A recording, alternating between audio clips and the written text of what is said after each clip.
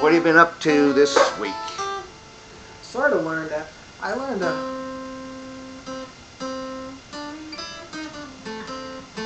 that's a lick that I learned.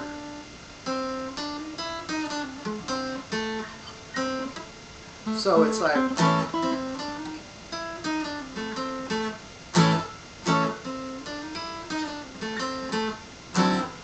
so I've been practicing that one. I've been practicing the one that you know. Mm-hmm. I'm Right. better than that. I just get nervous.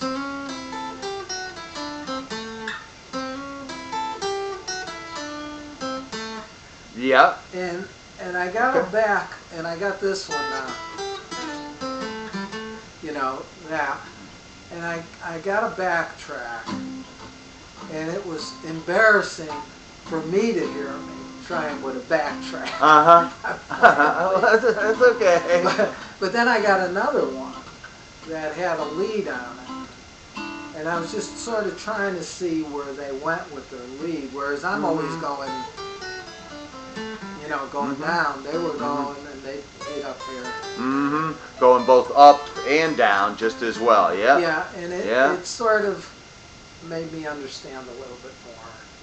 And so that's where I'm how about if I play a little rhythm and you can mess around with some of the lead stuff that you've been doing? Yeah, I and just could. kind I'll be of see. embarrassed. But That's okay. You gotta do it sometime. How about if I just...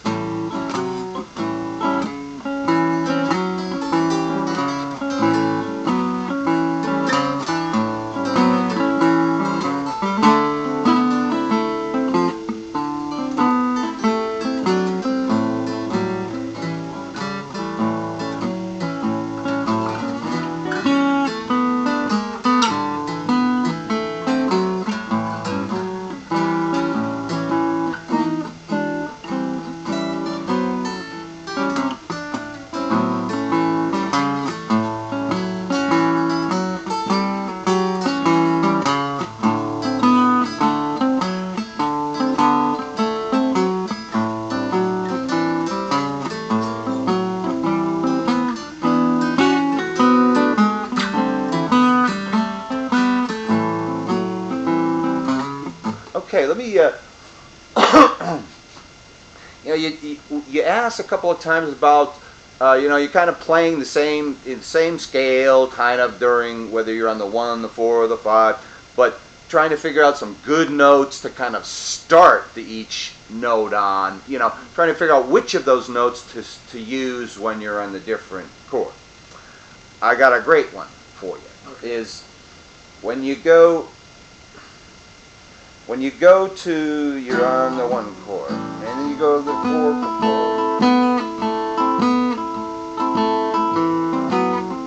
You're on the 1 chord. Now you're getting ready to go to the 5 chord. When you go to that 5 chord, a great note to start your lead on is this note here. So what you do is you go, and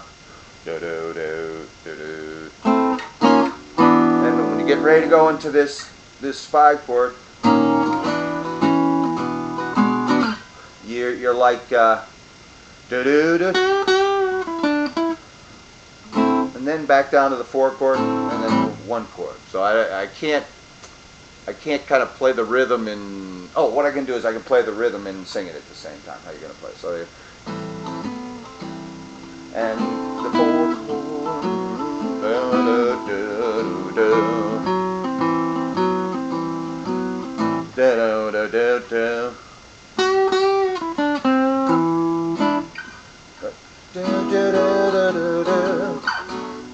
Whoops.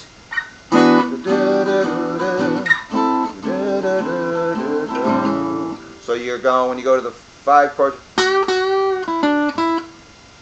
and then down to the 4.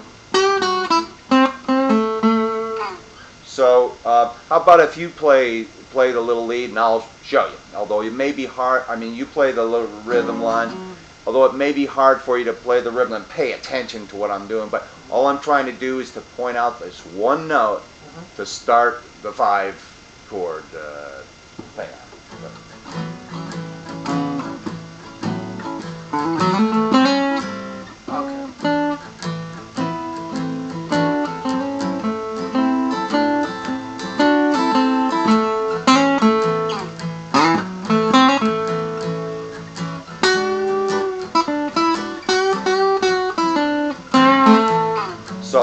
I'm saying is this note is a cool note to start that the 5 chord with.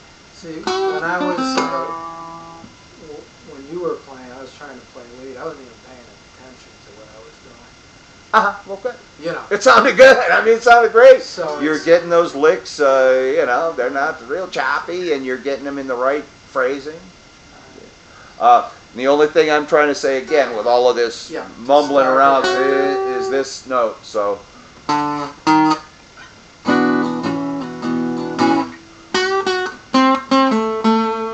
So that's a good note to use on the 5 chord. Do me, since we're recording this, and when you put this on, you're going to put this on, make sure you cut out that first part where I was playing lead. Okay. I don't want to see it. All right. Oh, you'll be surprised. No, I don't want to see it, please. But why don't you play some leads that I might try to duplicate? Something that's not very intricate. Okay. Let me tell you another thing. I think I probably showed you this stuff before. I like to do this little with this little lead in, and then to the down note, the downbeat.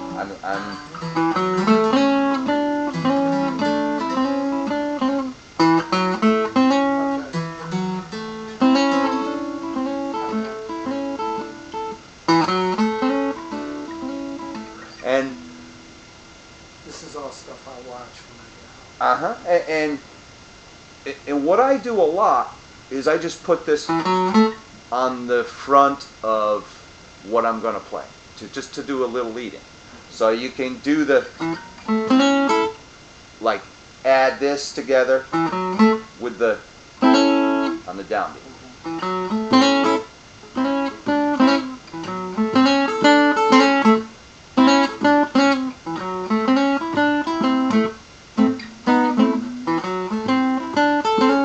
So that little lead-in thing you can attach to anything. You know, see, or so you can. That's a good thing that you tack on to anything. Now, and this, I also was showing you this. I think you were just kind of doing it like the. Oh, what I was going to show you is this one, similar to what we did before.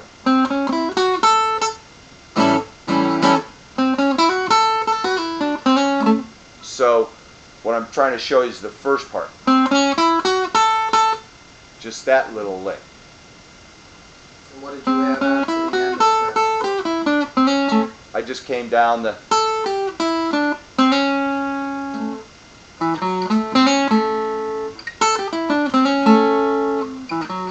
Actually meeting up at the same place. Yeah. Is the other. So what I want to say by that is that you can always start with this, and then da da da da da, whatever you can improvise, and then you can kind of add it to the on the downbeat. You can always do this thing, you know, the old.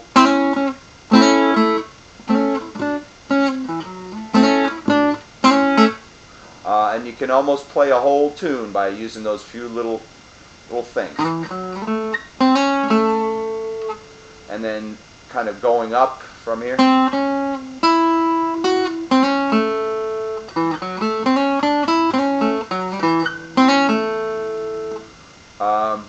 And what I'm slowly on the camera. Yeah, and what I'm doing is just doing that and then adding this kind of stuff into it.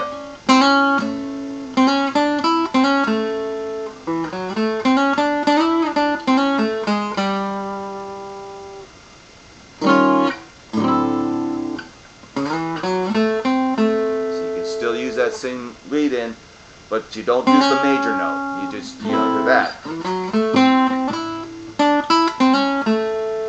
And then you can use the major note because you're going back down to the 1 chord.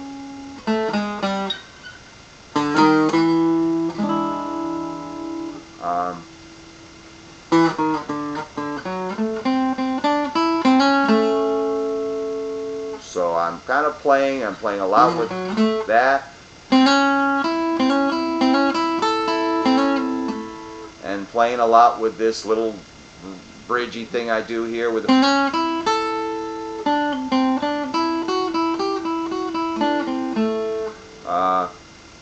so what I'm doing a lot is like this kind of stuff.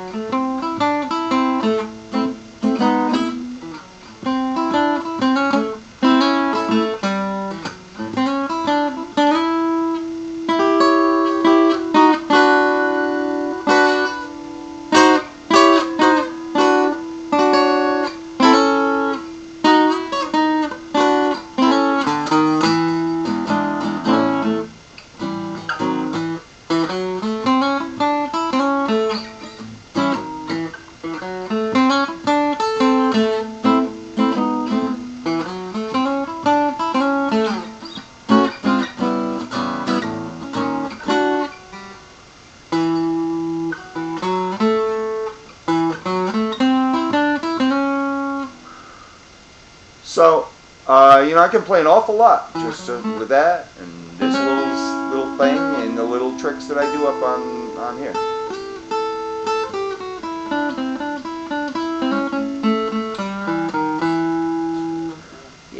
And a lot of the ways that I kind of learned some of these licks that I play with the same little notes is that I just, by trial and error, you have to.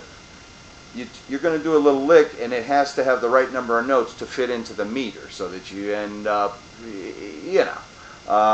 and so what I would do is mess around with different things and see if there was the right number of little, like when you try to do something like, it has to have the right number of notes. It has to have 1, 2, 3, 4, 5, 6, 7, 8, 9, 10, or whatever notes. So figuring that stuff is mostly a matter of just playing around and finding the little licks that have the right number of notes to have the right timing. Like they're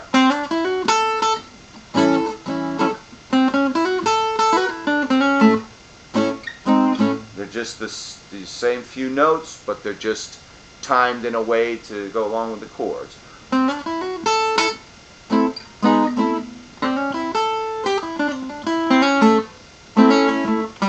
Just kind of figuring that out as I'm going, figuring out what to play, and it just I always know that I don't know. I have a way of being able to know that there's going to be the right number of notes and that it's going to end up on the right note, because I always, when I'm coming down, I always go da da da da da. So I always kind of end it like that, and it makes an easy way for me to know I'm going to kind of end it like. So with all of this, and then as long as I know to do that on the downbeat, and as long as I hit the rest of the notes cleanly, it's just going to sound okay. Like, so I can do, or I can do, whoops. It's a little bit different, but it has a little thing on the end. It always kind of makes me, it's a familiar little thing that I know I'm going to end up on the right note. So I did want to talk today about how to use that little lead-in thing, and then all this little stuff up here. How you can kind of tie those two things together. Last week we talked about the kind of the main little box here, the 6. And if you can also, you can use this to lead into the stuff you do in this box.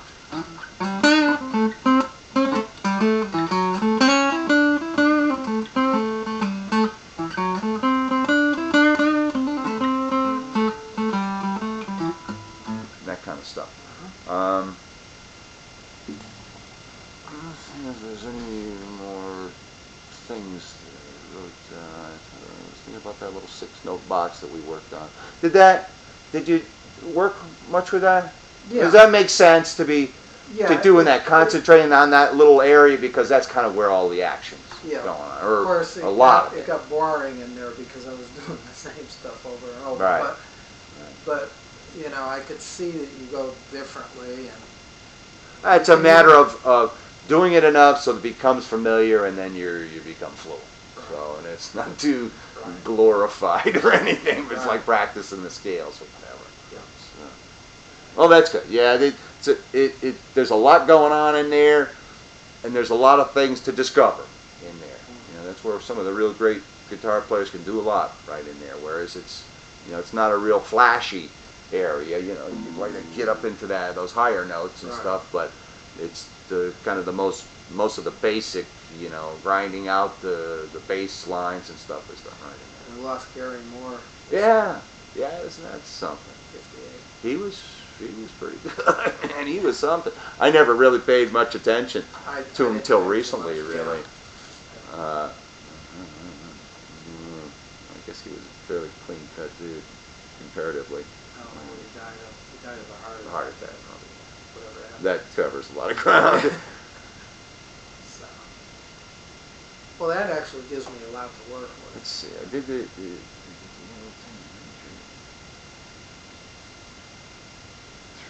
major. We covered that. Okay.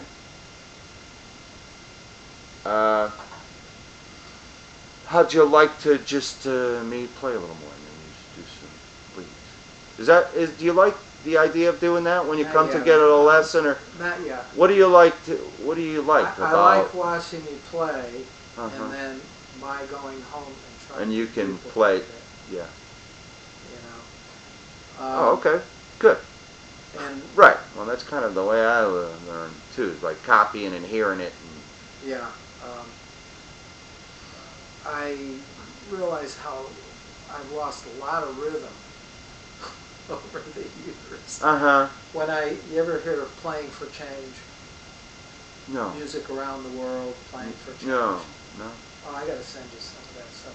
I think I mentioned that to you once, where a couple guitar players will play in Italy, then somebody in Greece will be playing bass, and they film it all together, and it's really cool. Uh-huh. Well, they just played a Bob Marley Redemption song, and so it was simple, it's just C and A minor,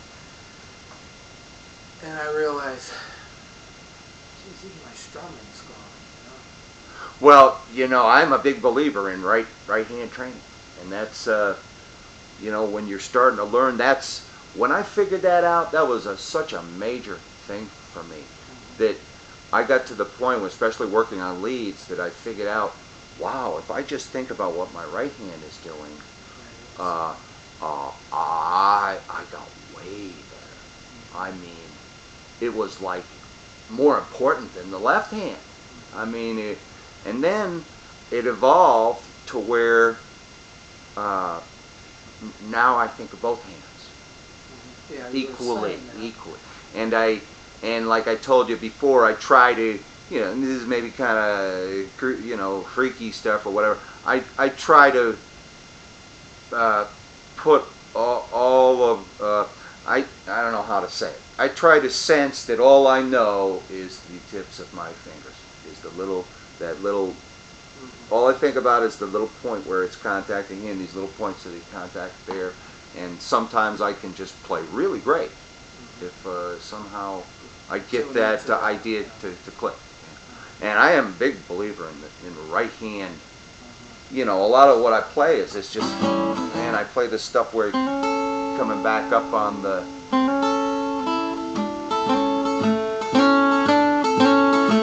and I think this may be one of the best things I ever practice, which is.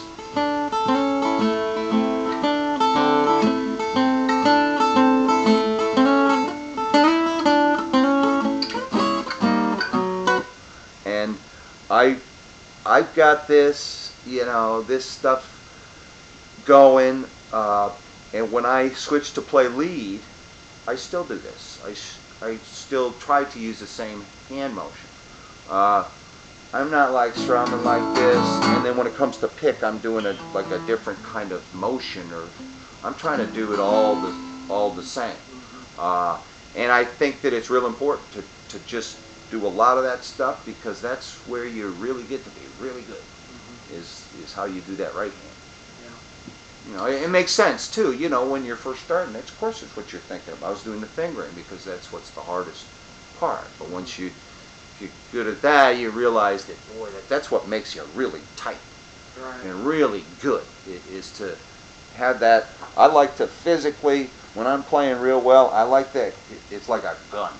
That's the way I feel. With that right hand is right in tight like that down near the bridge, and this hand is just out like where.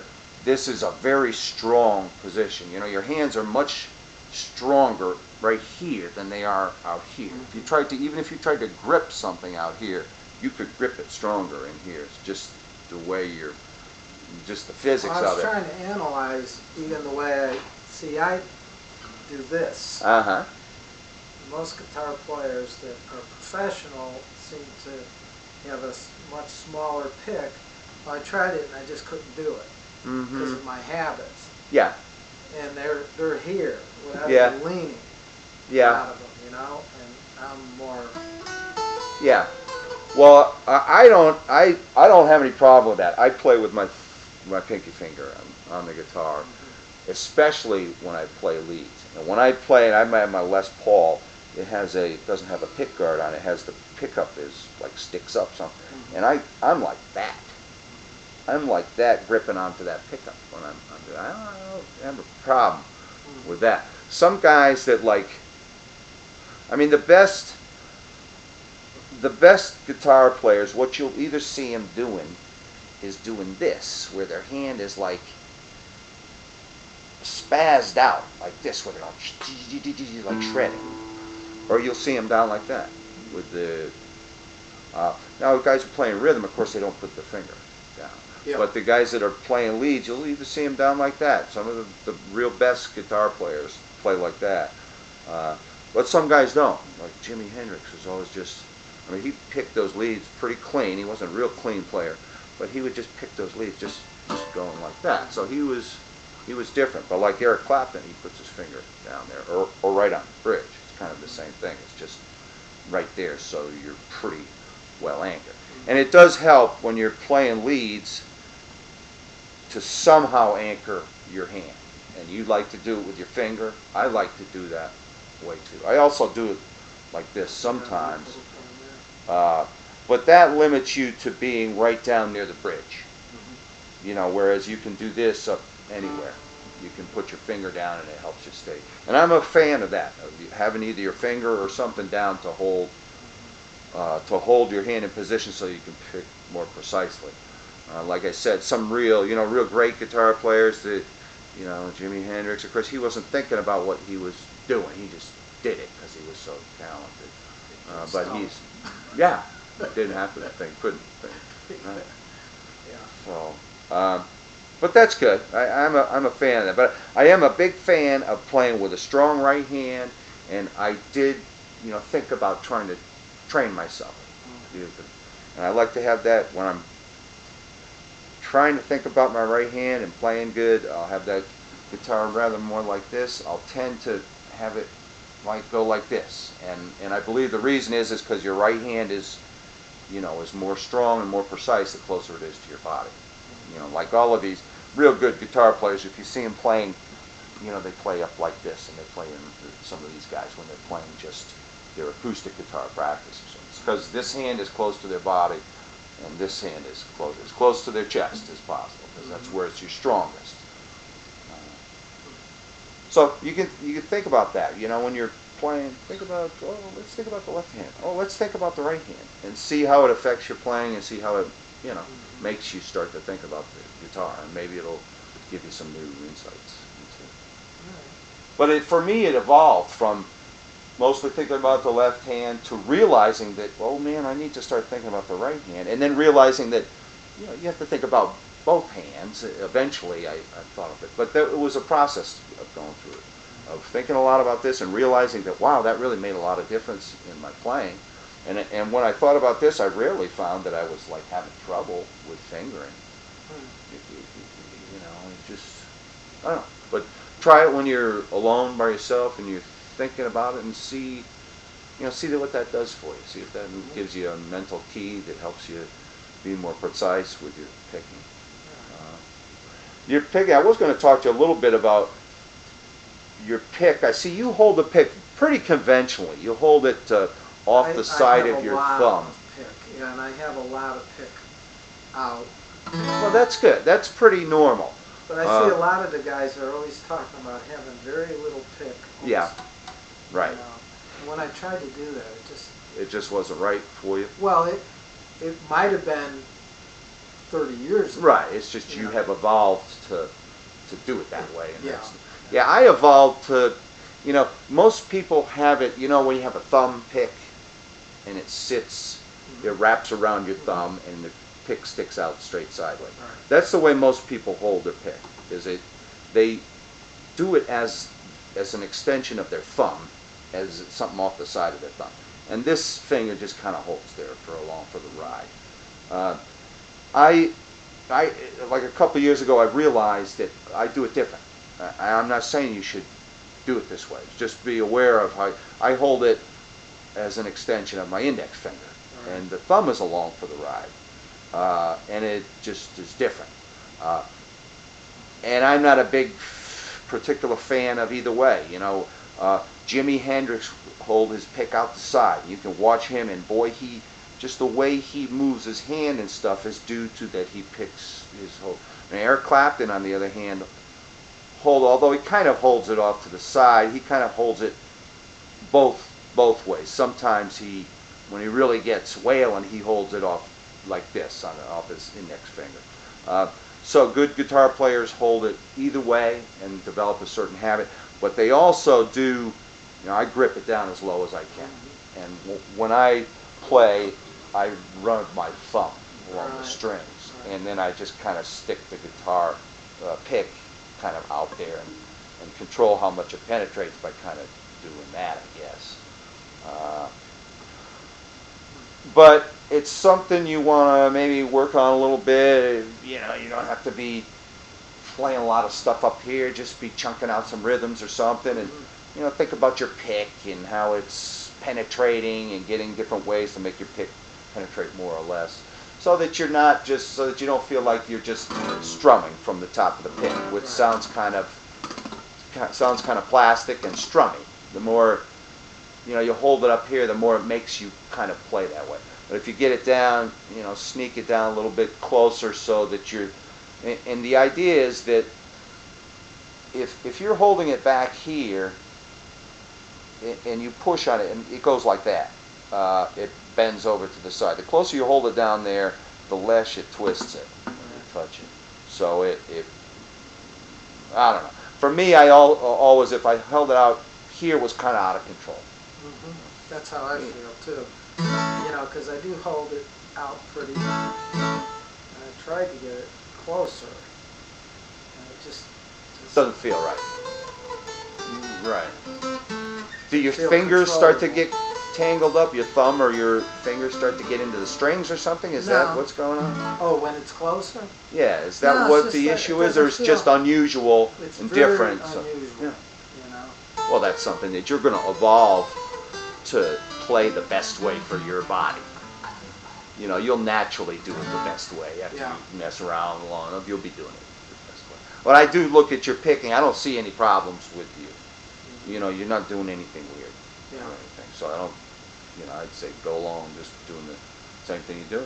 Try that. Try to think about your right hand and your left hand, your both hands, and see how that affects how you play. I sort of wondered if you just strummed to get control. Well, and the other thing is just to do the shuffle on the bass line. You just do that shuffle, which is da da da da da da da. You got to train your right hand for that shuffle too. So just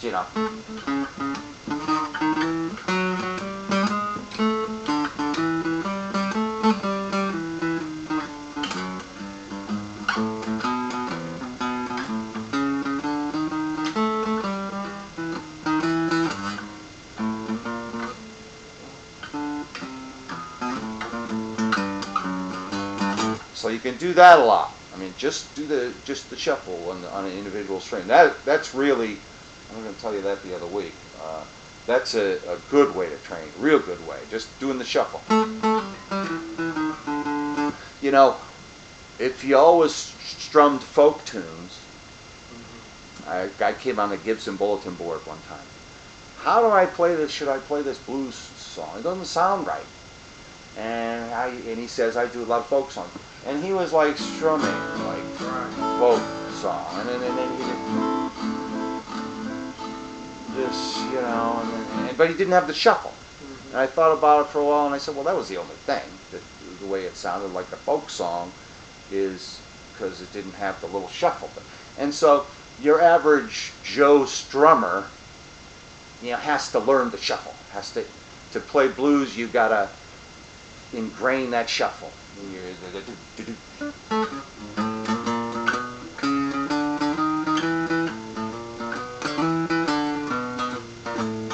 So, you know, and I can't even imagine how much time I've spent just doing that. Just playing bass lines with it. With playing that shuffle.